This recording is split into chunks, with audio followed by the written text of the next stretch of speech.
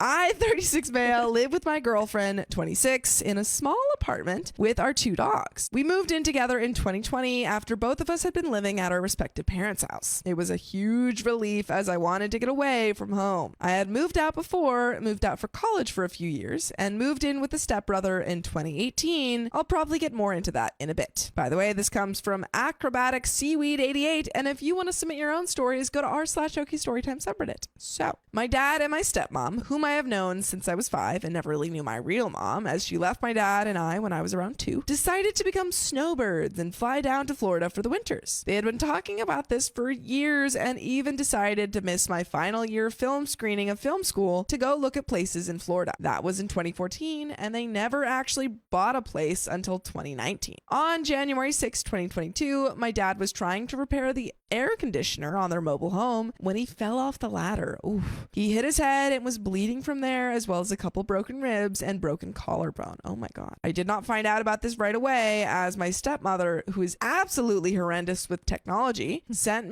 she sent me a message, PM, email, who the F knows, about what happened. After a small argument about not calling me when something like this happened, I learned my dad was in the hospital and the injuries associated with the accident. After a while, my dad is in and out of consciousness, and he's not quite himself due to the head injury. That's the thing that like this. He tried to leave the hospital a few times, and one time the doctor gave him the go-ahead, and I had to call down there. Keep in mind, I'm in Canada, I have no passport, and can't afford to go down there, and tell him that he was not at his baseline and to readmit him. And my stepmother did as well, so she says. Cut to a little while later, dad has had x-rays and everything else, and completely unrelated to the injury, they found a piece of glass in his lungs that had to be taken out. What the heck? After that, he was pretty much kept sedated and had a breathing tube in. My stepmother had some help from a family friend who flew down to give her a hand. Despite what I think about everyone else in this situation and how everything turned out, I am still and always will be grateful to that one friend of my parents for helping. After a while, it was decided that my dad would be flown back to Canada since US healthcare and insurance, blah, blah, blah nonsense. In most people cases, when a spouse or loved one is injured and has to be flown somewhere else, the other spouse or loved one would go along, right? Well, not in this case. My stepmother called me to ask if she could stay down there because she didn't have anywhere to stay in Canada since they were renting out their house for the winter. More on why this is stupid later. To avoid any arguments, I just said yes. And my plan was to talk to her after everything was done and tell her how not cool that is. And then we could move on. Dad has moved to a hospital about an hour away from me, but it's winter, it's freezing rain, so he's in Canada now, but I can't get to see him yet. A group chat of friends and family was created as to not have to answer 400 emails and phone calls on the incident. In the chat, I asked for help one day taking some stuff down to my dad, like toiletries, clothing, etc. And everyone had some excuse like, oh, I'm busy, or not today, or maybe another time. These people mostly consisted of my stepbrother, stepsister, some of their kids.